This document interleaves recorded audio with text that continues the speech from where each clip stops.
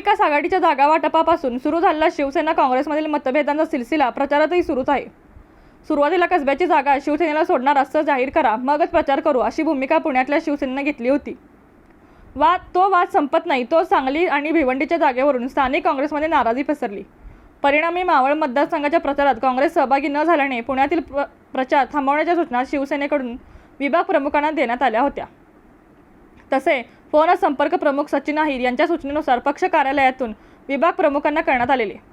या संदर्भातील बातमी न्यूज 18 लोकमतनं दाखवल्यानंतर पुणे काँग्रेस आणि शिवसेना उद्धव बाळासाहेब ठाकरे पक्षात एकच खळबळ माजली।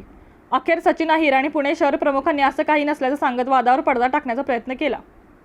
काँग्रेसच्या पारंपरिक मतदारसंघात शिवसेनेनं उमेदवार दिल्यानं आणि केंद्रीय नेतृत्वांनाही शिवसेनेला झुकते माप दिल्यानं काँग्रेसमधला एक गट नाराज आहे।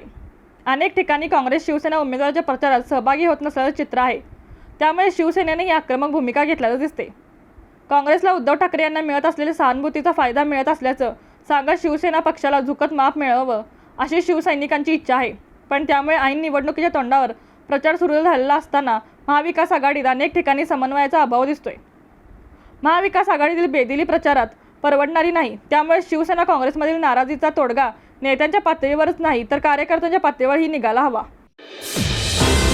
रणनीती न्यूज चॅनलला आजच सबस्क्राइब करा आणि रहा अपडेट।